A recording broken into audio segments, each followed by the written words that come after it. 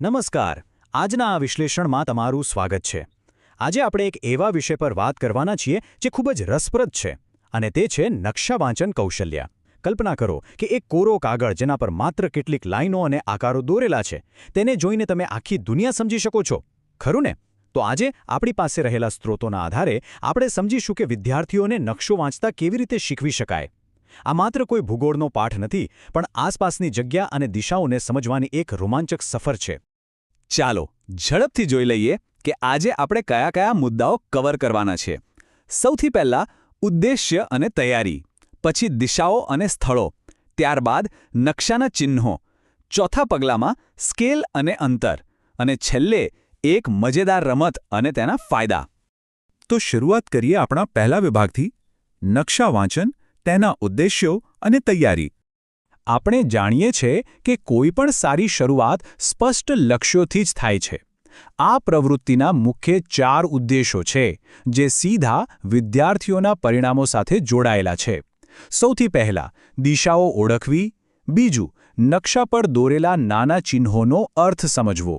ત્રીજું, તે માહિતી પરથી ચોક્કસ સ્થળ શોધવું. અને છેલ્લે, 2 સ્થળો વચ્ચેનું અંતર માપતા શીખવું.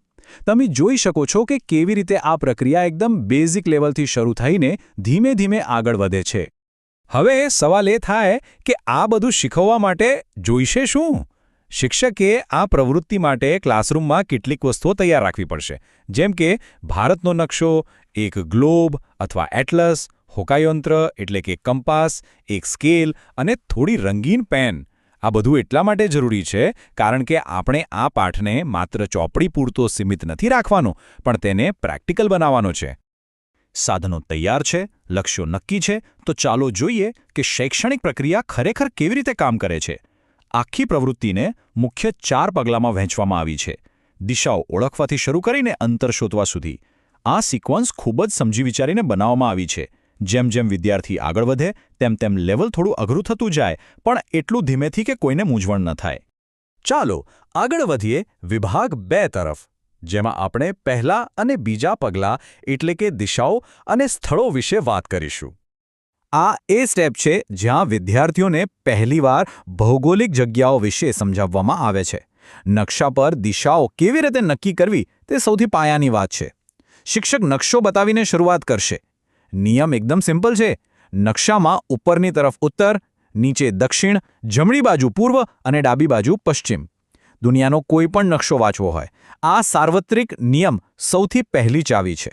અહીં એક બહુ જ સરસ પદ્ધતિનો ઉપયોગ થયો છે.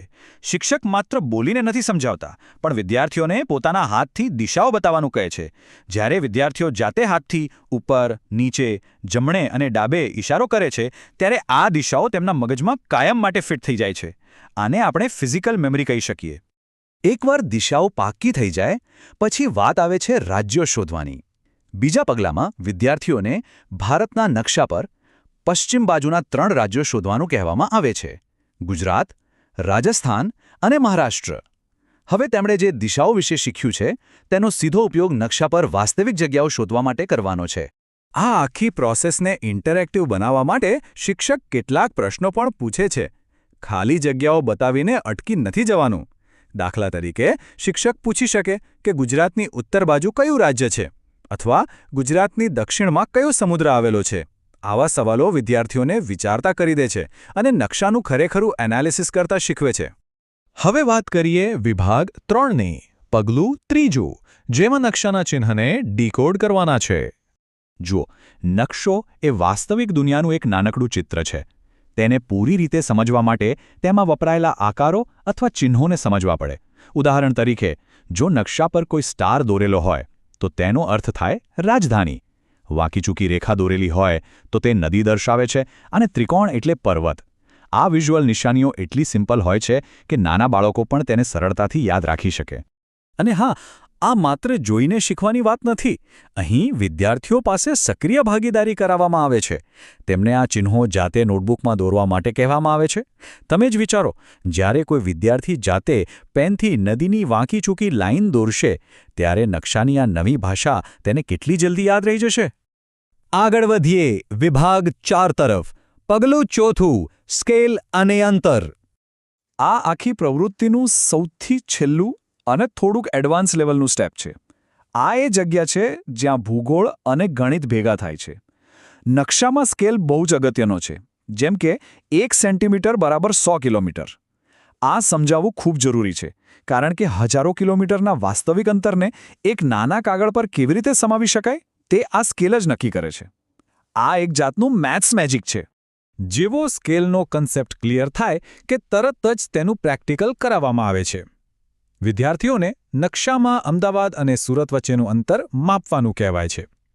તેઓ સ્કેલનો ઉપયોગ કરીને પહેલા સેન્ટીમીટરમાં અંતર માપે છે અને પછી પહેલા નિયમનો ઉપયોગ કરીને સાચું કિલોમીટરનું અંતર ગણી કાઢે છે.